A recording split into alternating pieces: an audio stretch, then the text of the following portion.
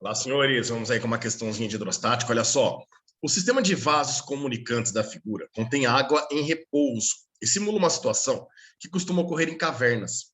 O tubo A representa a abertura para um ambiente exterior e os tubos B e C representam ambientes fechados, onde o ar está aprisionado. Ficou pequena a letra aí, não sei porquê, mas vamos lá. Sendo PA a pressão atmosférica ambiente, PB, e PC, as pressões do ar confinado nos ambientes B e C, pode-se afirmar que é válida a relação. Aí ele quer saber quem é maior que quem ou igual a quem. Bom, quando nós temos vasos interligados, chamados vasos comunicantes, a gente percebe aqui que nós temos algumas superfícies que separam meios diferentes, né? Essa linha separa o meio A do líquido, esta linha aqui mais baixa separa o meio B, né? O ar do B do líquido, e essa linha aqui de cima separa o ar C também do líquido. Nós sabemos que sempre na linha mais baixa, na superfície mais baixa de separação, é onde nós vamos poder afirmar que as pressões elas são iguais. Então aqui, ó, apenas obviamente dentro dos líquidos, né, dentro dos vasos, eu vou ter um ponto 1, um ponto 2 e um ponto 3, certo? E nós podemos afirmar que a pressão no ponto 1 é igual à pressão no ponto 2, que é igual à pressão no ponto 3. Vamos enxergar quem é a pressão no ponto 1? A pressão no ponto 1, senhores, é a pressão atmosférica, ó, o ar comprimindo aqui a superfície do líquido, né? Então, é essa pressão atmosférica que ele chamou de PA para nós, mais a pressão hidrostática do líquido, ó. Essa pequena alturazinha de líquido aqui, ela está gerando uma pressão hidrostática que eu vou chamar de pH1, tá? E percebo que a altura desse líquido é uma altura bem pequena, né? Eu tenho pouca camada de líquido aqui. Já no ponto B, a gente vai ter apenas a pressão do gás que está aprisionado na caverna B. Então, a pressão no ponto 2, vou colocar aqui a pressão no ponto 2, é apenas a pressão no ponto B, certo?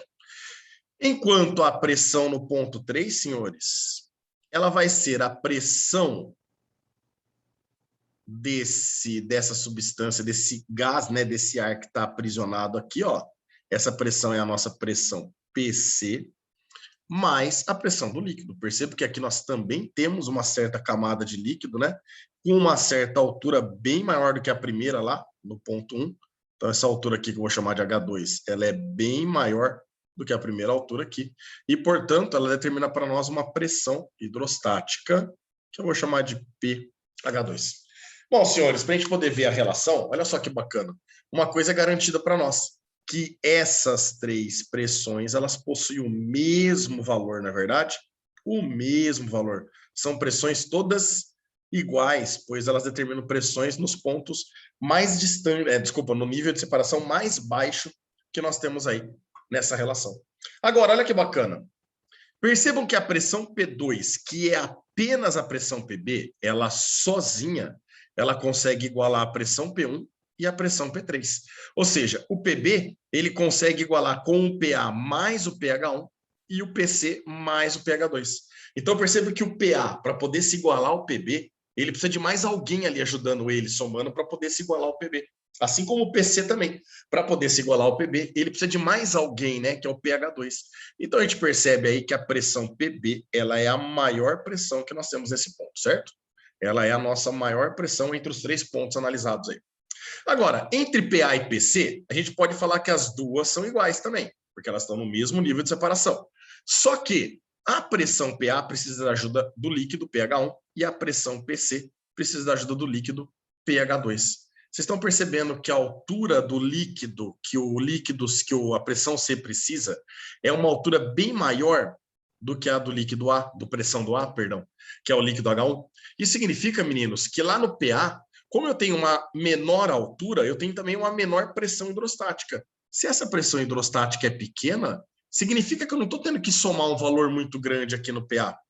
Já no PC, a altura H2 ela é maior. Significa que o valor da pressão hidrostática também é maior. E, portanto, eu estou tendo que somar um valor maior aqui para ajudar o PC a se igualar com o PA.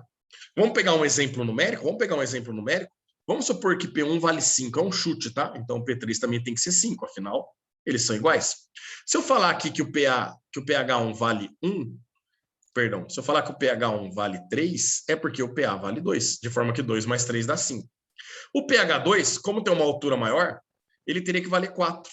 E ele valendo 4, o PC, para poder dar 5, tem que valer 1. Então, eu percebo que o PA, ele acaba sendo maior do que o PC. Eu vou até apagar esses numerozinhos aqui, porque foi só um exemplo, foi um chute para nós. Mas a gente consegue perceber que o nosso PA, ele acaba sendo maior do que a pressão do gás PC para nós. Dessa forma, PB maior que PA, que por sua vez é maior do que PC, a gente chega aí como correta na alternativa D de dado, né? PB maior do que PA, maior do que PC. Fechou, senhores? Grande abraço a todos e até a próxima.